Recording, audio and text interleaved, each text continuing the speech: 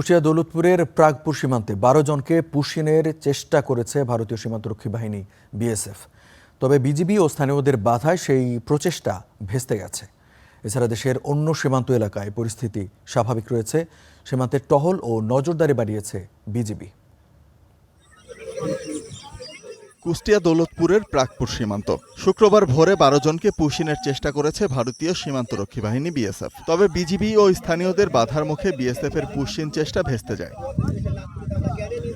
BGB জানায় 12 জনের ওই দলটিকে বাংলাদেশে ঠেলে দিলে প্রথমে তা রুখে দেন স্থানীয়রা। পরে বিজিবির সহায়তায় 148 নম্বর সীমান্ত পিলার সংলগ্ন এলাকা দিয়ে ফেরত পাঠানো হয়। 12 জনের মধ্যে রয়েছে 4 জন নারী, 4 জন পুরুষ ও 4 শিশু। বর্তমানে তারা সীমান্তের শূন্যরেখায় অবস্থান করছেন। এ ঘটনায় সীমান্ত এলাকায় উত্তেজনা বিরাজ করছে। 5 জন পালিয়ে যায় ইন্ডিয়ামুখী, আর 12 জনকে ধরে ওই জিরো সীমান্তে বসিত হয়েছে। আমরা স্থানীয়রা এবং বিজেপির সহায়তায় আমরা এটা ঠেকাইছি। ভারত থেকে একটি বহিরাগত লোক বাংলাদেশের মাটিতে প্রবেশ করতে পারবে না।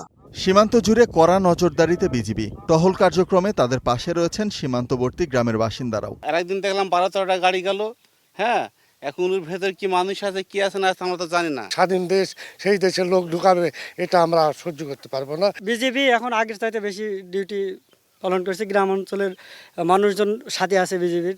বিজিবি বলছে সীমান্তে যে কোনো অপ্রীতিকর পরিস্থিতি মোকাবেলায় সতর্ক তারা। আমরা পুশিনের প্রতিরোধ করার জন্য স্থানীয় জনগণকে সচেতন করেছি, মাইকিং করেছি এবং তারা এই ধরনের কোনো নিউজ পেলে আমাদেরকে যদি অবগত করে আমরা তৎক্ষণাৎ ব্যবস্থা নিতে সক্ষম হব।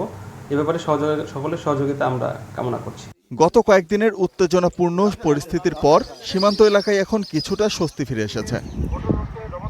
শোভন মাহমুদ খান, স্টার নিউজ।